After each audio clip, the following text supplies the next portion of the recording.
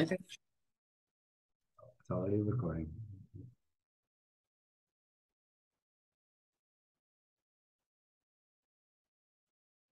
Hopefully you get one more person soon. We can mark it through the agenda.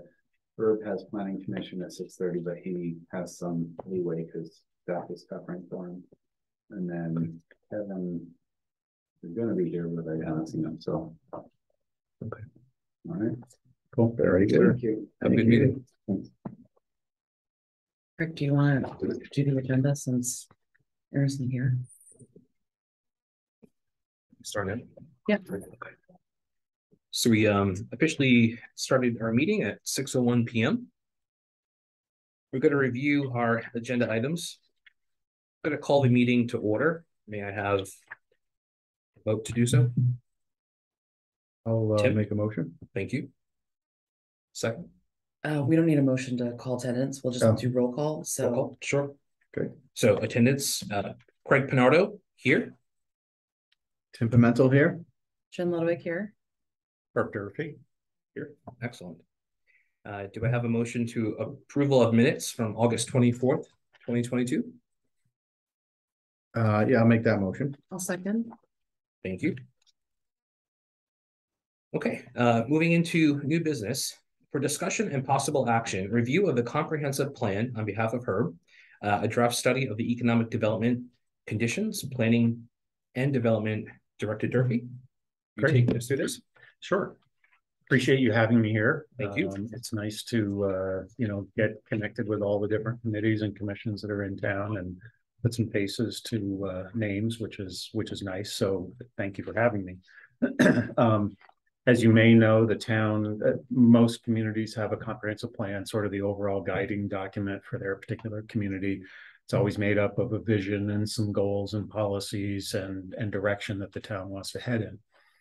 Unfortunately, Coventry hasn't had one for almost 20 years. From my standpoint, a planner, that's unconscionable. And it is a key document for the town. Not only is it provide that particular direction, but it's also a key document that helps to guide, for instance, zoning amendments, subdivision amendments, and impact fee, all kinds of different land use tools. It's also a document that's used frequently with regard to conformity with things or making determinations for grant programs and all that. And my guess is that there may even be some grant programs that are out there that you can't apply for because you can't make a positive finding or something along those lines to justify the grant program. Don't ask me for examples at this point, just because I'm not aware of anything that's, hovering out there that we're not getting. But typically, again, the plan is used for those kinds of things. There are a number of sections that are mandated under the statute, should you choose to put a plan together, which the town does. One of which is economic development. Basically, there's an existing conditions element related to that, which is sort of just laying out what Coventry is with regard to economic perspective, according to what the statute defines as economic development for that particular chapter. We've gone down. We have a consultant on board, Beta Group, that is helping us prepare the plan and getting it ready, not only for town approval, but also that it has to walk through a state process of approval. There's a little bit of a tops-down approach in Rhode Island. I'm used to planning that's really from the bottoms up. And even though the state does support the bottoms-up approach, they do create their own little umbrella that you have to fit under. So a number of the chapters have been drafted and are off to the state with regard to beginning that sort of requirement. The state likes to get it in sections rather than wait till the whole plan's done and then get it. So we've already initiated some of that. But again, one of those chapters is the existing conditions economic development chapter, which you have a copy of that, right? There was today in an email. If you haven't seen your emails, I asked Emily if there was any later version of that from that standpoint, because this group, in terms of its option to review the stuff, you're a little bit late coming into the process. Nobody's fault, just trying to get a meeting together and all that sort of stuff. And notwithstanding any of that lateness, I really want to receive the input from you as a group, rather than it just being either Beta in the corner or me trying to second guess what the Economic Development Commission wants to have, et cetera, et cetera. So your input is still invaluable to this process. So if you can provide comment that you may have with regard to that particular chapter, that would be great. Okay. Additionally, we're right in the middle of doing visions and particular goals and policies for thinking of the future type of thing. So it is timely right now to be focused also on helping us to derive a vision. And this sort of chapter is called I think it's economic prosperity and sustainability. Again, it's sort of prescriptive from the statute, but I would just think in terms of your normal economic development thinking processes or desires, would love to have what you think is the vision for Coventry with regard to economic development related perspective, along with what goals you'd be interested in. And for each of these little chapters, we're trying to think of not 20 goals, but really to have synthesize that into somewhere, say, between 3 and 5 overall goals. And then underneath that, you would have a particular policies, which is sort of getting into that objectives to carry out your goals. And then there'll be a sort of an implementation plan that would be put together on top of that. This I'm particularly interested in getting your perspective. I didn't grab my folder, but there are I took from the last couple plans, the last adopted plan, which was, I don't know, 94 or something, amended in 2000, and had the vision and the goals from that. And then I also took them out of the 2010 draft, which actually was adopted by the town, but never received approval from the state. So figuring that's sort of the latest kind of thing that the town as a whole was agreeable to.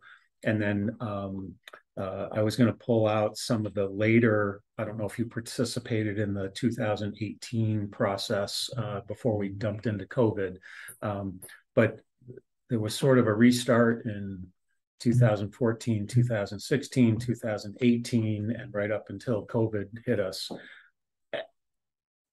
Don't know which one, I should grab out of there, but there clearly has been some work since then. And I can get that information for you if I didn't already email it to you from that standpoint. But I was just trying to get you a flavor of what was adopted in the past, what seemed to be on track for the 2010 timeframe, and then where folks were thinking for those that participated in the process up right before COVID. Just more as not to direct you, but to just sort of give you some perspective where the town had been thinking at the time. But it's really lack of a better term, it's a free-for-all at this point in terms of what you think would be great for. Kudos to you for capturing even most recent feedback that we've made over the last year or so that we've been together. I mean, in section 9.1.7.2, you bring in the concerns about excessive auto parts store and dollar stores, and so you really kind of captured the most recent trend as well, going back into other things. So this is very well done. Good. I was impressed when I had reviewed it. Okay. Beta Group has done a lot of, they have a number of folks who are doing the wordsmithing. They will attest to the fact, you're attesting to the fact that they are using the survey results from also the first public meeting that we had, in terms of where they've tried to capture stuff. So they have been listening to the public, and I'm glad to hear you say that, because I didn't solicit you before the meeting to say, hey, say something about Yeah, no, this is even so that's good that that's good that they have captured some of that, and so it does testify to the fact that they are paying attention to what's coming in the door from the various perspectives. But as a group, as a whole, for you as a commission, it'd be great if there was kind of a collective perspective that you could offer, even if it's basically saying, no, it's great the way it's drafted, but if you have additions, changes, deletions, please, that's the kind of thing that we want to see. And then lastly, before I shut up and answer your questions, we do have the next public meeting coming up on October 12th. From 6 to 8, it will be a Zoom meeting. If you guys are QR code friendly. All you have to do is take that QR code. That will take you to the town webpage with regard to the comprehensive plan where the information's at. But you could also just take a picture because that has the Zoom link right on it. Okay, great. If you wanted to do that. I think that's it for right now. Oh, we're still on schedule for trying to get this plan done and adopted by May of 2023. Fingers crossed. I'm more one to say late spring, summertime rather than saying May 2023, but that's what we're looking at with regard to contractual obligations also with Beta. So around that time frame, we seem to be on track for that. It's likely that we'll do a change order to the contract with approval of the town council. Ben and I still have to walk through some of the stuff. And the reason for that change order is that when Beta was initially brought on board, Russell was off on leave. So some of the stuff that was required from our office to get the consultant going was actually done by the consultant. So out of the gun, they were a little bit out of sync with regard to the finances and the scope of work that was being done. We've caught back up to where we need to be, but they've expended a little bit more energy and therefore funds than what was originally in the particular contract. So Ben and I are in the middle of reviewing a potential change order right now, and that would hit the town council in the future. So, okay. Yeah. You have tapped on several questions that I had specifically, but two remain. When was Beta actually hired? Was it 2022 of this year? 2022 of this Awesome. year. I want to say around the negotiation March. It was right. It's before I came on board, but it was pretty close to that, right? So this process has been a long time. Yeah. We went out to bid, nobody bid. Then we wanted to go out to bid again. We had some personnel changes with the previous director. And so this has just been a really long time. This is great. This year, I mean, we're moving. We are moving. So it took a long time to get here, but now that the things are moving along, it's moving quickly. Yeah. So yeah. Compared to when we first came together, John, and we had discussed at an open town council meeting, the need to have a consulting company, it seemed like that was our last breath before we haven't been able to meet. So to come together tonight is, I can speak for myself, it's extremely exciting. Great to have you here, and then to have, Beta hired and progressively doing something that I've kind of looked at and so far and was really pleased by it. As far as the request that you have on behalf of our group, I would assume it would be best for us to meet and kind of collectively bring all of our feedback together and then to send to you. Sure, please. Okay. Or send to Ben to have sent to you. Ben, whatever right. All Ben's going to do is forward it to me, but if like a track style change to the existing document, would that be best, or do you just want a separate some separate feedback? I think there were PDFs.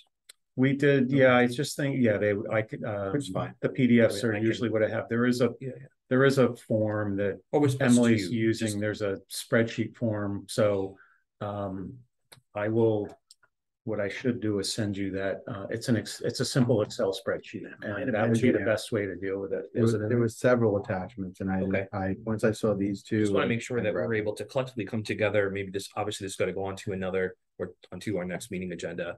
And then us sort of taking some time to come together, and then we just send you one collective document, so you're not going through. That'd be great. Yeah.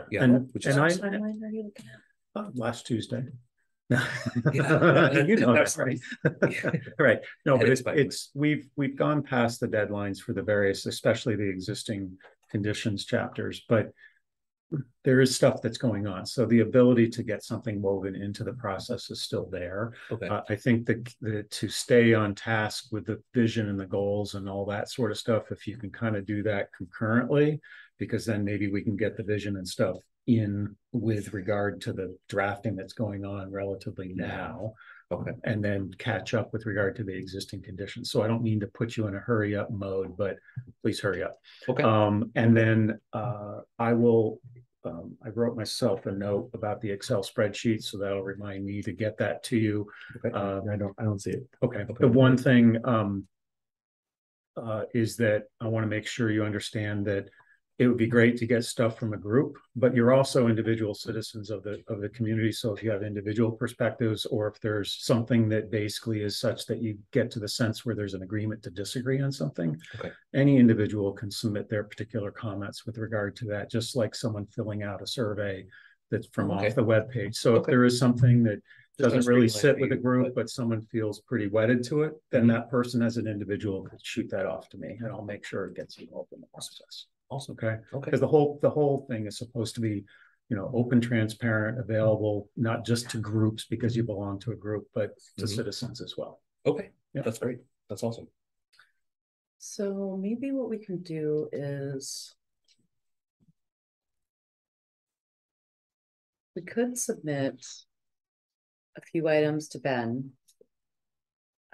Just so that, you know, when we meet offline of the quorum issues only stuff. So maybe we can send a few thoughts to Ben and have him just kind of collect it as a whole and see if there are items that we want to put forward and say EDC would like to put forward XYZ, just so you have an idea, like, hey, you know, the six of us are, you know, we agree on the following 10 items that we'd like your attention on. And then, like you said, if someone feels strongly they want to submit something individually, they can also do that. Okay. But maybe we can attempt to go through Ben first, and then people can send in a few items to him. Sure. If you copied me on that too, you know, I can take a look at it, you know, send it to Ben. So eventually it's going to get to me. But if you wanted to copy me on those, you know, I can be looking at it to see if there's commonality among the comments that come in, which I think is what you're getting at, where there might be some immediate consensus on things, and then have some discussion thereafter. For vision and goals, is this what you were referring the section in terms of having like 3 to 5 items? There was one that had like the vision and goals obviously to be determined. It's so this is the section that we're in, even though it says to be determined, but there's a 9.5. There was another section part that I emailed. It might have been embedded in the email. That's yes. And then in the email that I sent today, which you may not have sent, I want to make sure you're on the email list. Under the economic. Yeah, that's how I understood how you described it, and then it listed a few. It listed a few. This is the existing conditions chapter. Okay. So are these the goals? So there are a few listed. Okay, so those are supposed to be adding to this. Yeah, the suggested goals. So right now, sample that vision and the 3 or 4 goals that go with it are the ones that we have right now. Okay. The email that I sent this morning is the latest version. So that you have in front of you actually is slightly out of date. Yeah. So when you get home, you might want to recycle that and then just focus on the email that I sent earlier this morning. Because I don't know that we got an email. I was going to say, I have to look. So maybe I don't have everybody's. I'll double check on that. We just got Ben's email on Monday. Okay. In preparation for today. This was on. Yeah, and that was all in that, right? All of that stuff was in there. But if you sent anything today, we haven't got it. Okay. So, okay. Yeah, so one of the things today's been it's probably hanging. Today was the day. Yeah, it could be just sitting there in my box ready to go. Look at it today. If you did, don't worry about it. One of the things I'm just wondering about, whether this kind of falls under economic development or if this is something else, but what about things like mining and earthen activities? Because we get a lot of questions about like, you know, why can't we just dig up all of Coventry? And you know, we've actually had a number of businesses move out because of some unfriendly conditions here for those types of businesses. I'm not saying good or bad. I'm just saying that has happened or alleged to be happening. So if we wanted to say, maintain something like that and say, we want to keep the beauty and ruralness of Coventry, and we don't want, for example, I don't know, rock quarries and things like that. Can we suggest like a goal or something that says we'd like to keep economic development focused on XYZ as opposed to industrial type? Yep, that's perfectly fine. I think that I appreciate a level of specificity because then it's clear what the legislative intent is to use that term, you know, down the road. So when none of us are sitting around the table having a discussion and we all understand what's going on. But somebody 5 years down the road, when we're all not here, is reading it, that they would have a basic understanding without having to have a level of interpretation to it.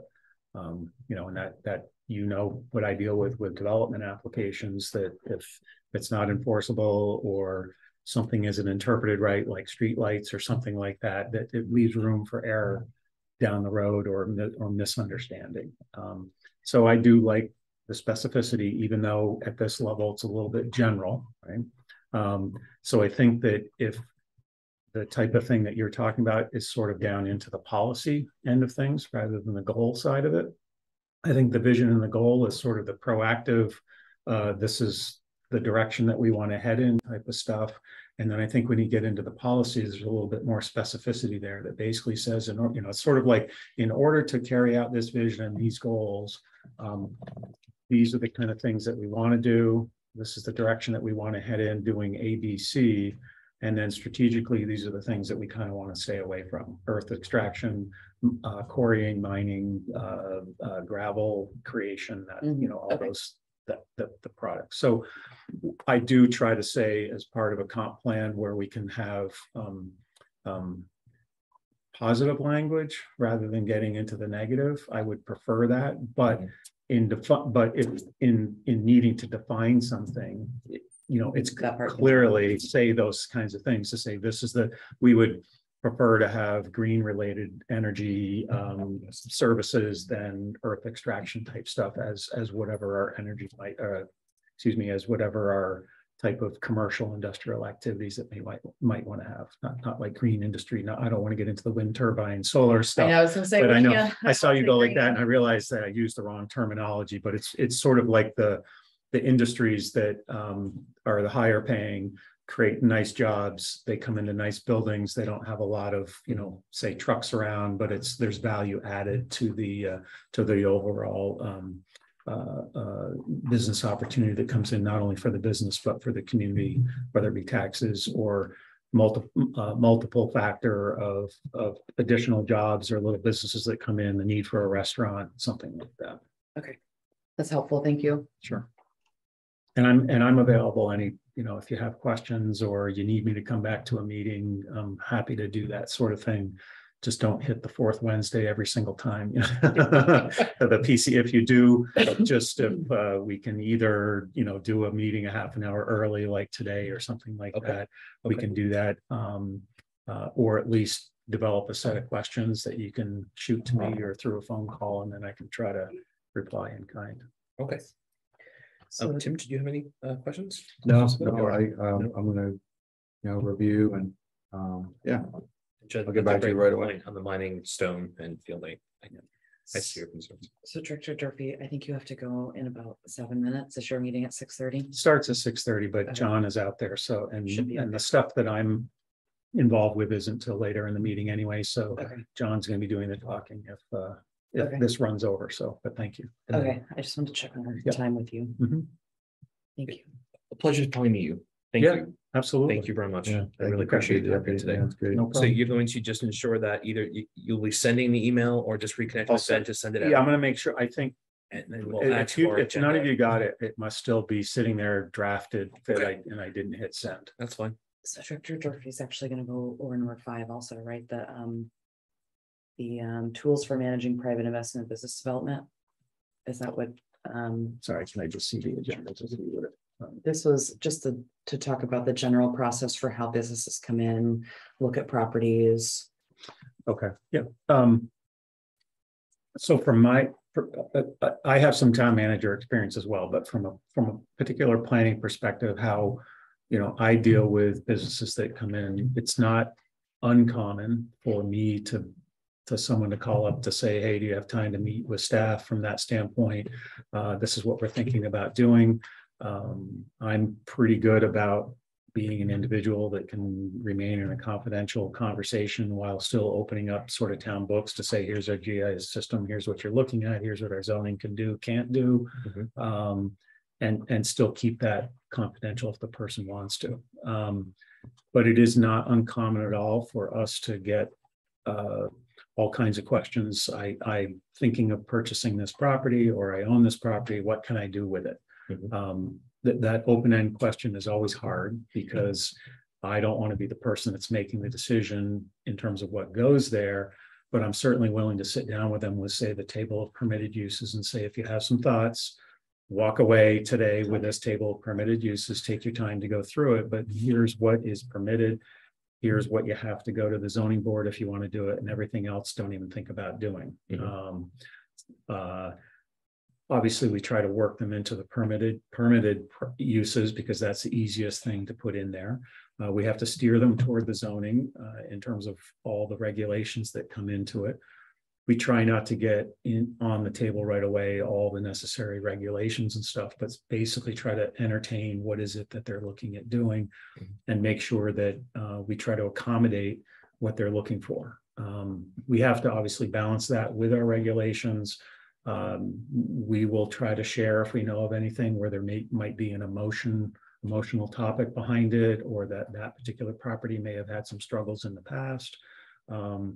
But in general, what we're trying to do is to help match that person and their idea to develop some particular property, to maximize the potential of it, again, within the bounds of the regulation. Do they have to tell you what, if you have, let's say you're talking to a lawyer, do they have to tell you what business is going in there, just to seek advice and go over things? No, there are people that I'll talk to on the phone that will just say, hey, I'm a realtor representing somebody, and we're looking to bring a commercial X, a retail, about 1,500 square feet of retail space into town. And that's it. Do you know of any properties that do that, or what areas in your zoning regs would allow that? Those kinds of questions actually are fairly easy, because it's kind of like, here's the dimensional table, here's the table of permitted uses with a zoning map, and here's how you go off to our webpage. So if you want to go with our GIS system, you can look at it and then make ourselves available for any additional questions. Those are fairly easy questions, because they're basically doing their research, their market analysis at that particular point. So Director Durfee, let me cut to the chase. Yes. Let's say you have a 99-cent store. Come in. And some people in town may deem this as an undesirable business. What is in place or not in place, if it doesn't exist, that either creates control or double checks or whatever on the type of business coming in versus like the comp plan or other things? So as an example, our regulations will say, in a generic sense, what's permitted in an area, and dimensionally what can fit on that particular parcel. We don't get into figuring out if somebody wants to put a coffee shop in with a drive-through. We don't need to know whether it's Dunkin' Donuts, Starbucks, or Citizen X that wants to create their own, low community coffee shop and have a drive-in as part of that. We will work with them based on, they have knowledge that we may not know, but we will work with them in terms of what is allowed by our land use regulations, regardless of logo. So you're not targeting 99-cent stores? No. But there's nothing that allows you, I'm guessing perhaps even legally, for you to, and it's a strong word, I meant, to discriminate against any brand or somebody else. Right. There's really, as long as it meets zoning requirements like, for what that parcel is allowed. Correct. So that business type fits into retail, which is, according to what I've seen here, a very favorable opportunity or business opportunity. The town is pretty open to all kinds of different types of development.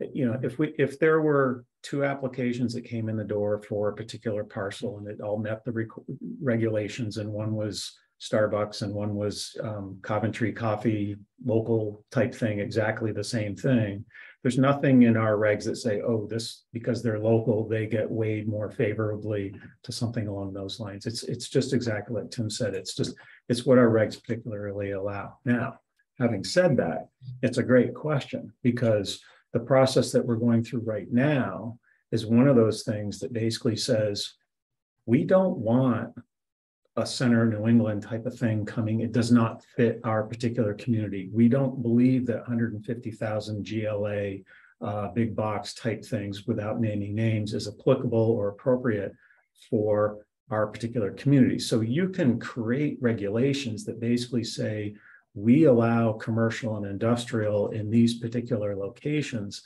And if they locate in these locations, they cannot exceed 50,000 square feet GLA. What's GLA? Gross leasable area. Gross leasable. Sorry, my apologies. That's my planner acronyms coming through, and my former real estate license too. But Now I'll never forget it. Yeah.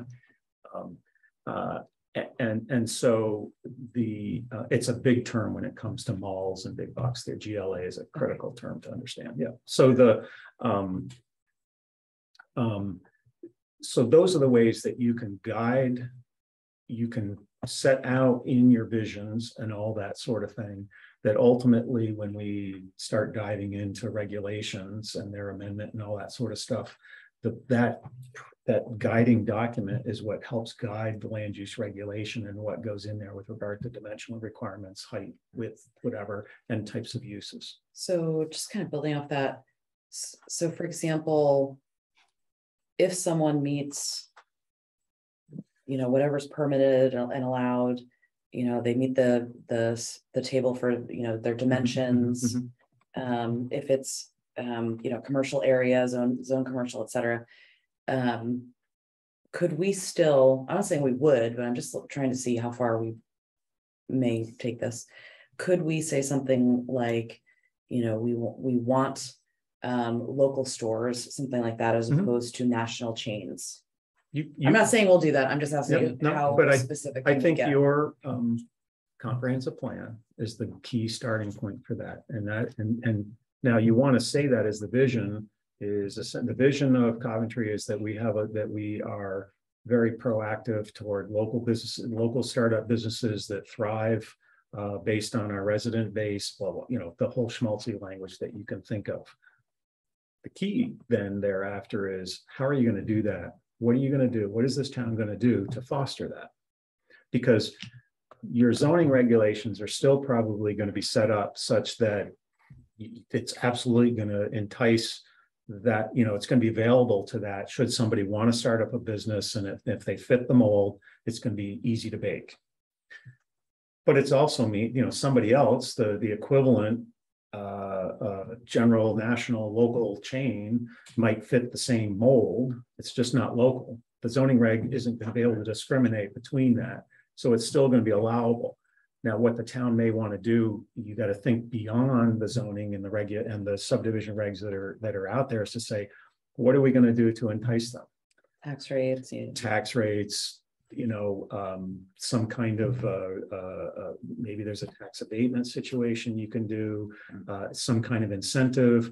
Maybe you apply for some community development block grants to establish a micro enterprise business revolving loan fund that is established for startup and local businesses, especially those with minority and women-based functions. That kind of an aspect of things, and then you're just providing those added incentives that you can use as a marketing tool when you, as an economic development commission / chamber, have it's sort of, if you think like a chamber, what does a chamber do in order to get business to come into the area? That's kind of what you're doing as the economic development commission here, besides just doing the economic development side of things. I believe that the lack of this document existing over the last 20 years has put us into a situation where the only businesses that this town can support are 99-cent stores and what we have today. There's been no plan in place. There's been nothing in place, right? So we're here as a result of the past. And with our poor infrastructure for utility and sewage and water, we're only going to continue to get and attract those type of businesses. I mean, when you look through this town, it's economically very depressed. It's very depressed, and we're struggling tremendously because we have not been able to attract bigger companies in, larger offices to support the town economically with tax revenue. It's been a burden on taxpayers personally, but we're here because there's been no planning. There's been no planning foresights. There's been no, nothing has been put in place. So these 99-cent stores, which kill me too, Jennifer. I didn't express a preference. No, but the business types that are existing here today and that are coming in and opening in the net, is really horrible. But that's also based on the homes that are off of our main roads that are not being, I mean, there's just so much improvement that has to happen on the infrastructure side, something I've been saying since I joined this, here, but this is so needed, and this is just going to help bring in better. But there's so much underground that has to happen to allow the above ground development to really thrive.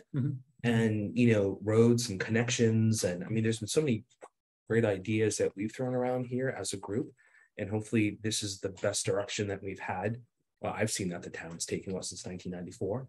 So we're here today because of nothing happening since 1994 in this way. So hopefully with your expertise and, Beta and this group, we can continue to kind of make improvement. But it's so hard to tell a landowner who has a building that's empty, who they can or can't lease to. And unfortunately, so many businesses that are opening, like those on Tyke Avenue, like the one with the Benny's, it's like, that's the type of business that we're going to always get because they don't put a drain on sewer and water. You know what I mean? Like we're not getting bigger companies like what's at the end of Hopkins Hill Road. And, like those are just there because of the network of infrastructure they have. But big companies that are off the end of Hopkins Hill Road, we can't get them any closer to town or in these outskirts because there's no infrastructure in place. It's, power, utilities, sewer, water. You can't have a 30,000 square foot beneficial chain come in who can't build because there's no sewer, or they have to they have to build some, crazy septic system that just won't fit on their lot, Yeah, the comprehensive plan, don't think of it as the panacea to things, but maybe it's the beginning step. And it's certainly, maybe it's the linchpin to initiate some stuff or to get going on some things. But I know that will attract businesses. I know Councillor Ludwig knows that there's a lot of stuff that's going on there, trying to get finances in control in town and focus on sewers and do that. And we got a capital improvement program. We got to do an updated impact fee ordinance. We got to do some zoning and subdivision updates. We got to do, it's overwhelming because so much has not been done. We're going to do it. Darn right. We're literally and it's very exciting with existing leadership in the last 24 months. But this poor group has been trying to turn and evolve what hasn't been existent in a long time. As someone who's been born and raised here, it's very sad to see this town very poorly develop over the last 25 years. That's right. And there may be things in town that either aesthetically or whatever are not, that appealing from that standpoint, but nonetheless, there still are some, some say mechanics bays and stuff like that are around that are adding value to the community and filling those particular things. But there's a whirlwind of things and activities that can occur. Maybe there's incentive to say, if you do infill of an existing commercial building rather than building brand new across the street, the town might do something. I don't know what, but I'm just saying that sort of stuff. So if there's concern about vacancies, what can we do to sort of support vacancies, even though our regs may still allow for new stuff across the street, because certainly, adaptive reuse of buildings and brownfields and all that there's funding, there's grants, all that sort of stuff that are out there. And I think if we can turn the corner a little bit and start this forward thinking, such as they make sure the capital improvement program is what we want it to be, we can then start to make some better applications to DOT to do some pedestrian bike grants where you get 80% of the project funded by the feds and it's only 20% share, rather than us doing 100% to do whatever it might be. But that takes strategy in terms of maybe setting up a new fund for it, to put some reserves, figure out what the project cost is and say, we're going to do it in 5 years, but over the next 5 years, we're going to put some money away and earn interest, rather than wait until we get to the time when something crumbles and we have to go get a loan and pay interest. So that's kind of the proactivity I'm just repeating what you're saying and echoing it, is that the comp plan is critical to continuing that movement and starting to open things up a little bit and start to get to where we should be. And then I think some of that energy will also, it's like a flea market, right? A flea market, your direct competitors are right next to you. But the best thing about a flea market is that if you have one table and it attracts another table, you're going to attract some more, and then you got the customer base. So if you start some of that inertia, you might get into the situation where, hey, it looks like Coventry really is trying to do something, and all of a sudden there's a little bit of an interest and someone comes in, and then that sort of starts the And that's all that it takes in many smaller towns across Western Massachusetts that have just come up from nothing. Right. I mean, Worcester is becoming a secondary Boston. They're amazing now, yeah. And this isn't rocket science. I mean, you just go, you all know, Google economic development 101 for a community, and theory galore will come up, and project examples will pop up all over the place. So anything I'm saying is that this has been repeated over and over again from that standpoint. And if you focus on some things like affordable housing and housing, an aging population, and ensuring diversity of thinking process, frankly, I have to think about that as a planner, because traditional zoning is, in some instances, is not open and welcoming to a diverse community from that standpoint. And so how can I change even what I've done and believe is to be the way to do it, but we can find some new ways to do stuff that's attractive to business. And along the way, it makes our community diverse and welcoming from that standpoint. Great, all the better for all of us. So I don't know if I've talked too much, but no, thank you for investing the time. Absolutely. And we are at the best starting point, I think, that the town's ever been at. So, which is great and also very exciting. So, Director Durfee, thank you. Director McGee is on hold, waiting to join in. But thank you so much. Okay. Thank you very much. That's all we have. is that it? For now. Off to my For next now. one. So Okay. I know, I was gonna Right. say, we put a couple things that I'm gonna look into a little bit, and then maybe we can have you come back later this year and Right. have another chat. Yeah, that's fine. And you know where to reach me, and you guys can talk to her about where to reach me, or Thank you. if you know where to get me. I'm pretty easy and I'm open. Thank you. All right. Thank you. Good luck in the next meeting. Thanks, Director. Yeah, the next meeting can look. There's some hot topics. Yes. I may go watch. Director McGee, thank you very much. Hello. Good evening. How are you? We're great. How are you? Good, thank you. It was nice to listen to the conversation about how the EDC is growing, because some of the things that I've been involved in for years is exactly what you're talking about now.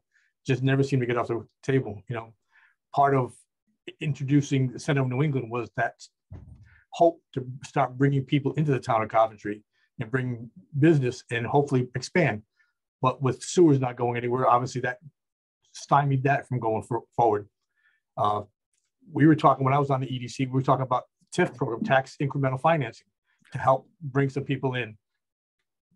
Unfortunately, one of the town council members said the wrong thing to a state person, and he said he was going to fund our entire growth through the TIF, and that didn't sit well with the state. So they kind of put the kibosh on that. So hopefully with the positive things you guys are doing, we'll see some movement. The town can only go up. And I did my spiel, so. Absolutely. That's why we're here. Did you know Director McGee used to be on the town council? Some moons ago. Yeah. Yeah, so. Yeah, 98 to 2002. Yeah, so certainly some really good history. Thank you for inviting me tonight to talk about a program that has been on the books for a bit. We originally got a town council resolution back in 2019 to do an adopt a spot program and an adopt a roadway program, along with a streetscape program. Unfortunately, then COVID hit.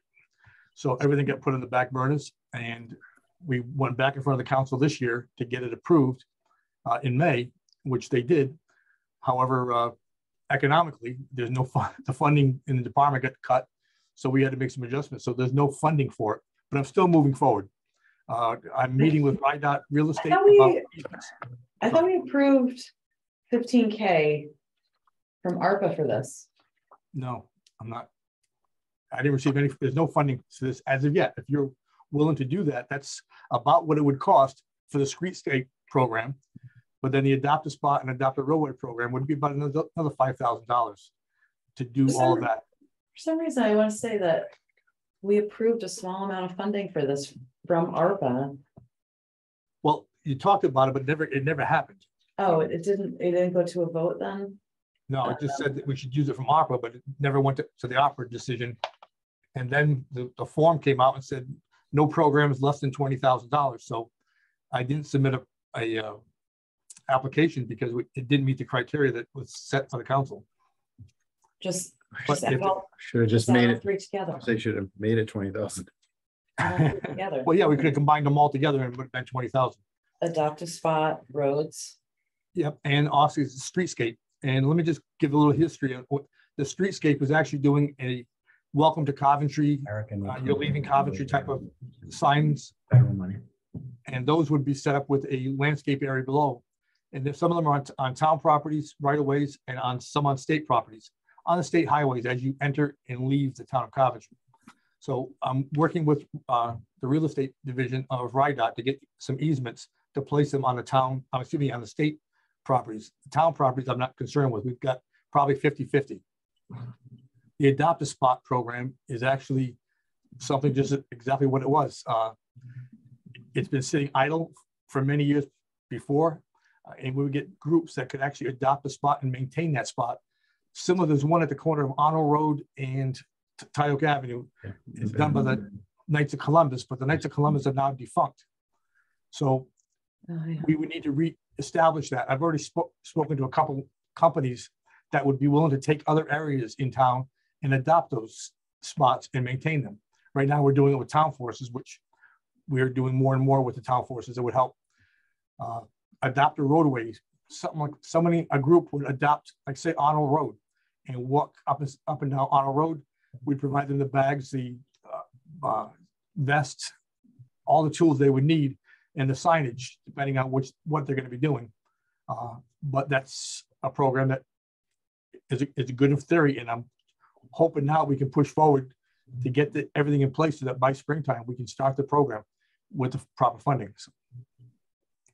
So Director McGee, one of the big questions that we had when this came up at our previous meeting was, how do you determine or provide the actual spots? So if someone was like, oh, I want to adopt one of your spots, how do they know where those possible spots are? Once again, we haven't developed where those spots are as far as the Adopt a Spot program. The Streetscape program, we have identified where those would be on Route 102 North and South, Route 14 West, Route 3 East and West on that, 117, Route 116 as you're coming in and out of town. So those areas, there's about 13 locations altogether that we would actually have a double sign. Welcome to Coventry. The backside would be, you're now leaving Coventry. And putting up a 4x3 landscape area underneath the signpost with perennials and perennial flowers and some shrubs, low growing shrubs that we would maintain. And those could be adoptable spots throughout the town also. We're just getting started on putting together the actual numbers of where we're going to be going. I look forward to having somebody like EDC helping with this process, because having some businesses jump on board and say, hey, listen, I would like to have one of your signs, or I'd like to have a spot adopted near my property. That's something we could definitely do. Okay. Can you just remind us, I think in the literature that Ben had sent us, I think he had forwarded us something from you maybe a month or two ago. What was the general cost for the Adopt a Spot? It's not very much. The Adopt a Spot application, we've made that almost identical to the state RIDOT program for both the roadway and the Adopt a Spot. The Adopt a Spot program is no more than $100 to adopt a spot. That would pay for the sign and for the materials. What did you say? Did you say $100? What did you? To adopt a spot, yeah. They're That's not way too expensive. low. That is way too Just to low. adopt a spot, get their sign, but they would do the work of maintaining. We would be able to provide them with the bags. $100 a year? Yeah. Okay. This I'll is too take low. 3 spots I right know, now. I was gonna say, No. like, No, yeah. this is too low. All right, I wanted to say, so helping you identifying business, because I'm somewhat familiar with the program, certainly, and I saw there was something that had some, or I may have maybe looked at another towns, and the prices are low. You're not gonna have a hard time getting people. I mean, My wife and I We're have gonna a make very, sign, right? we have a very small, kind of a fun business we do. We both work full-time, not to bore you, but I was already, I'm interested in doing it. So I'm sure that we'll, be able to support you and, but I think it's going to sell itself, through social media, the website, but yeah, we can You absolutely could help run you a with business, maybe up to $1,500 a year when you factor in the landscaping requirements, right? You have to have a professional company, whether or not you have to have a I'm not police saying, escort. $10,000, but like $100. No, If you they can get do a it yourself. sign, free Or you can do it advertising yourself. for a Yeah. year, I mean, right? Yeah. you get a smaller one, like the one, as director, one of those ones where you're first coming in. I mean, like, for my wife and I to maintain that. I mean, Sid. that's why we bought a condo. But anyway, I now have plenty of landscaping time available. But yeah, so Depends on where it's located, and what course. it's about. But I mean, having heard of other businesses in other towns, when they send out a professional landscaping company, Yes. because the town requires it, things to be replanted for different seasons. So doing it either These are really- yourself or This is kind of a small area, though. I think you said 4x3. well, that's some of them. That's the streetscape signs that would have the welcome to Coventry. That's separate from the adopt a spot or adopt a roadway. Oh, program. okay. We have the 3-prong approach, and we're trying to get everything to start becoming the same type of signage. Like we just did with the Trestle Bridge, and what we have on some of the town buildings is keeping the same pattern together, so we're not having all kinds of different signs throughout the town. So Yeah. they would all be uniform and get the same look, so that we could look at the town and say, hey, that's Coventry. It's blue with white and gold trim. And Director McGee, just to also say that as someone who commutes under that bridge daily, the execution of that program was fantastic. The end result looks amazing. Seeing that trestle bridge on 117 in the condition that it was in, before for so long, but it looks fantastic. The professionals you had there, trying to get traffic through were always very effortless. And it was really great. So thank you for that. And then to see projects execute like that through town just gives a lot of credibility to you and to all the leaders that were involved to get it done. But it was such a large presence that you drive under and just see it in the condition it was in. So it looks fantastic. Thank you very much. I'd love to adopt the spot just after that on Sandy Bottom Road and 117. I've always looked at it, and it's a fairly big island. So, that's a spot that would cost a little bit more money to maintain. But, I'm personally in front of that spot twice a day. And I just thought how wonderful it would be to, kind of take that on. So maybe we can talk offline about that too. Absolutely. I mean, again, we haven't assigned anything to anybody. I know Ionati's was doing that island at one time. I don't know if they've been maintaining it since then. But and they're friends with the family, so I would never take something underneath them. But but it just has maybe some opportunity and generationally too, right? There's interest here and there. So and we have those all throughout town. But going back to the Trestle Bridge, I want to thank you for those comments. From the time the town council passed the resolution on July 25th. It was less than 60 days to go through the RIDOT permitting process, get their PA process, get the contractor, coordinate with the sign guy, and the Ventura fence to move the fence, all done within 60 days. So which is under amazing. budget. Yeah, well done. They did that effortlessly. I mean, I was literally in that traffic 6 days a week, and it moved right on through, and there was never never, well, it was only Monday through Friday, but I'm through there 6 days a week, and it was never a skip of the beat. It just rocked. So just kudos to you and your team for that, really.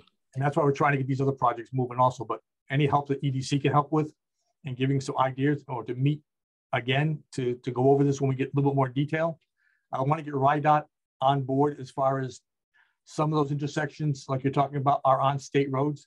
So their processes are a little bit different than it was done on a town properties and our rights of way. But that's what we're looking at. We've already, the two properties on both sides of Honor Road at Tioga Avenue, they have given the town permission to utilize those for adoptive spots. But there are some at the other end of Honor Road. There are some at, this Sandy Bottom Road is going to have a lot going on with the new, there's going to be new streetscape being done after the bridge project is completed. Those lanes are going to come right in. There's going to be trees and sidewalks along that road. So there'll be an availability for a business or group to adopt that roadway, so as 117 is moving, I mean, there's areas that we would like to definitely identify. It's just so many hours in a day, and we're trying to get all of it done. So there's a lot of opportunity in town for improvement. Yeah. So I guess, Director, just to make it crystal clear for us, because I'm obviously very interested in supporting this. It's a wonderful idea. It's a no-brainer, and it doesn't sound overly complicated. Certainly there's plenty of work in it for you, but so other than funding from the town council or wherever, certainly helping kind of generate awareness kind of when it rolls out. What you said you're looking for help. So what does that help look like between funding and rollout? I guess I'm bringing it back, and you tell us what you need to do. I mean, if there's I'm just curious. Whatever help you can do with trying to engage the business community. Okay. To say, hey, listen, I have a piece of land in the front of my property that might be well suited for an adopt-a spot program. Okay. Just getting the businesses involved, so that if I'm knocking on somebody's door, it's not starting from square one. I've already got the doors open, being cracked open a little bit by maybe the EDC say, hey, expect this guy to come knocking on your door, or you folks we can work together as a group. That's wonderful. Will there be a map, or at least sort of maybe a listing, a small table, so we know where the spots are? Because I'm pretty confident that I think these are going to move I think there's plenty of small businesses for that amount of investment that would be interested. So, that's my next step. Arming us with some basic data or some sort of information, I think would be helpful. Yeah, I think we can easily help this project. That's the next step, is identifying the potential locations and then finalizing the real estate department RIDOT on the easements. So yeah, please, I know you will, but please let us know, when you're there, because then we can, we can, I'm sure I'm speaking for more than just myself. I'm sure we can help you with getting the word out. That's Director McGee. Is there, so what you're saying though too, there's specific locations that you've identified that are on both state and city land, etc. But what you had said something, and whether or not you meant to say it, but if, let's say, a commercial business owner has frontage and they've not done anything with this frontage, and is there an opportunity for you to provide them a adopt-a-spot parcel that, so, just let's say it's a more obscure business, or they just have commercial property that's just not developed. Could you sort of assume an area to put an adopt-a-spot in, and then if they're going to give us an easement to do that? If they give you the easement to do that, if they already own it, then no. Would there be an incentive for the commercial property owner of that land to issue or to give the town an easement to do that? I mean, obviously someone else will be beautifying that area for them, right? Like, I'm just trying to think about, there's definitely some frontage in town that's undeveloped. And if the business owner or let's say that the landowner gives the town an easement to do an adopt-a-spot program, would there be an incentive for that landowner for, say, like a tax credit of that parcel, or some type of I'll leave that to you folks. I'll leave that to you folks. I mean, other than drawing attention to their property, that would be the incentive as far as on my side, but you folks can provide them with any type of incentive you want. Okay. Yeah. Okay. Thank you, sir. Great. Thank you. Excellent. I'm so sorry, I had to step away for a second. Director McGee, did you tell the folks here about the Trestle Bridge event next week? I did not tell them. We are in the process of sending that out. The ribbon cutting ceremony is going to be October 6th from 10 to 10:30 right there at the Whipple Park, right by the bridge. So anybody that you can invite, please have them come out, take a look at it. Mr. Marchant, I believe, and Ms. Dixon will be speaking. And we've invited the contractors that worked on the project and the RIDOT representative that was most helpful in moving this along for us. Thursday. Awesome. Great. Thank you so much. Anytime in the future, if you need more information, I'll be more than happy to provide it for you. Thanks. Thanks again, Director. Thank you very much. sir. Have a good night. Thank you. You Bye-bye too. now. So that would be, I mean, I just kind of made that up based on something that I thought he had said where, if there's a strip of property that's in a really high visible area that no one's doing something with, and you donated or you through an easement, you provided the town with this adopt a spot, piece of land. Like a timed easement, Where it's right. Then you come in and other, someone else is leveraging it. I mean, you don't want to see these signs up everywhere on every street corner. I get there's a limit in what you want to have done. Yeah, well, there's a limit within the program. I think it's it actually has, so you're allowed one sign and it's only a certain size. Yep. So after that, it's all about the mulch and the plants. Yep. So there is some, but yeah, we're on the same page. I think It's a good idea. I think it would be a great incentive for someone who's not doing anything else with the property. Oh, my business is completely invisible. I don't have a store. You know what's going to happen. $100 is, I mean, like, yes, like, where do I sign? You know what's going to happen in your example, though, Craig. You're going to have somebody who provides the easement, and they'll say it's a flower shop, and you're going to have flower shop ABC renting the land. You do open And up now some they're unintended consequences. advertising right in front of your flower shop. That's So right. we'll have to think through some of the It would have to be examples. Yeah. You wouldn't want one type of business to competitively, and that could go that way. I get it. I'd almost try and convince that said business owner to, I mean, this could look a lot better. I mean, it's your business. There's an effort and a focus on improving the aesthetics of the town in general. Is there something that's preventing you from maintaining your property? Right. And they're like, well, I don't care. Okay. See you later. Right. Exactly. I don't know, but yeah. Exactly. Okay. We're going to move on to point 7 for discussion and possible action, review of draft ARPA requests. So just as a heads up, the submission process closes this Friday. And so if there's any last minute requests or anything, it does have to be. Yep. So I know that I reviewed them and got back to Erin at the time. So I think unless there's been any new ones since our last meeting. Yeah, I don't think I had any updates. Oh no, I'm sorry. I got back to you. I got back to Erin on something else. You got back to me on the survey questions. Yeah, sorry, you survey question. Okay. Yeah, right after the last meeting, I went home and like totally focused on everything. So okay. For some reason, I want to say in the submissions though, there was some supporting material. And I can't remember what the supporting material was, so I'll need to take a look. Okay. So how about this? Why don't we just, as a reminder, we'll ask Ben to send out a note that says, hey, everybody double check if there's anything else we want added in, has to be done by Friday. Okay. And then my own timeline is running out here. So I know. No, I was gonna. You guys are great. Same thing with item number 8. Same thing with the survey.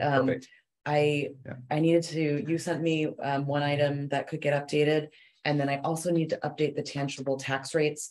I had put these together for 2020 results back in the beginning of the year. And now actually I should have access to all updated rates for 2022. Okay. So I can get the updated rates in there. Happy to look at it. Could I just ask you just one very quick question? Yeah. The EDC survey questions look great. The format that it's going to go out will that be like a Survey Monkey, a more dynamic survey, so that the interactivity of it on the recipient side will be a lot easier than what we're seeing. Oh, yes, I this, wanna I say did this in Word. Yeah, I know, no, right. But the actual format of what Do it you will be remember like. the ARPA survey? Yes, Right, yeah. so Cody will put it on Great, in using the proper Perfect. survey format. perfect. Okay. Yep. Not, this is just for draft purposes, but yes, in the survey format. So for example, like number 2, where it says, what type of information will be helpful? There'll be a free format box that someone can type into. Perfect. Okay, great. Awesome. Good. Thank you very much. We are opening to public comment, which there is none at the moment, or there is none current. I can't tell, but I don't think anyone's on because there's no other bubbles, right? Correct. Oh yeah, one participant. Yep, which was actually which is Ben, which I is think the user. Yep. Yeah, that's which is the manager. Okay. So item 10, we're going to adjourn our meeting tonight at 7:04 p.m. May I have a vote to close?